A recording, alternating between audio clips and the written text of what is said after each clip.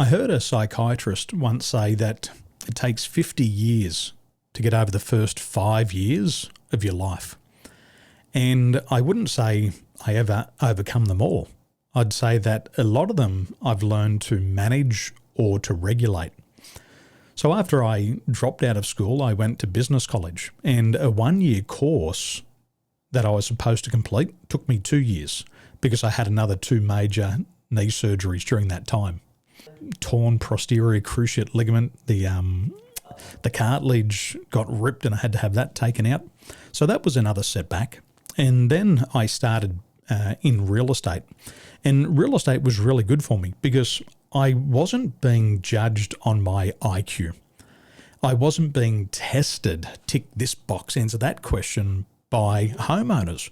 What the homeowner wanted was they wanted to know that I could produce a result. And what they wanted from me was to get the highest price for their property in the shortest period of time. And so when I started in real estate, I started to get rewarded for my social skills. And my leader said to me, he said, Daniel, when you meet with a home seller, you have to show enthusiasm. You have to show that you're excited about their property, that you want to sell it, that you're going to get up early, that you're going to stay up late. And I said, well, I can do that because I've been trying to chase and catch up with everyone my whole life. I've got to work harder than everybody else. And so that limitation became one of my greatest assets because I could outwork everybody else. So in a couple of years, I was one of the top sales creators in the country.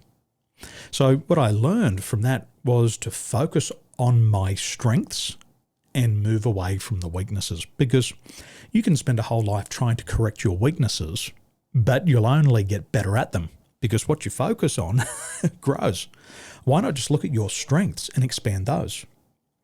So I got out of real estate and then I ended up moving to the Middle East, and I was working with Emirates Airline. And I got the job on my character, on my charisma, not what was in my resume. But those problems that I had at school showed up again, because in aviation, you have to do ongoing safety and security exams. So as soon as I had to do the exams, all of these learning disabilities came back. And albeit I was 28, I felt like I was in a time warp, and it took me back to age 11. And I started to fail my exams. And I thought to myself, I'm 28, this is not healthy. But I had those same obstacles. I even attempted to go to university. I stayed there for 1 semester, and the lecturer said, Daniel, we think you should go back to years 11 and 12, complete that, and then start university again. So by the time I was 32, I was really fed up with this problem. And so I'm 44 now, and I really said to myself, I have to be able to retrain my brain.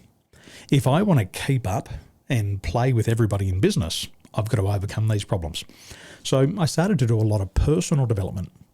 And the first thing that I noticed was that in personal development, your trainers ask you one specific question. Why are you here? Why are you learning that? And it was the first time I actually ever had motivation to learn. And I remember when I was in computer science at school, I was given this thick textbook. I was told what to do and what to learn, but nobody ever asked me, why am I learning this? And I realized without that motivation, I couldn't give them attention.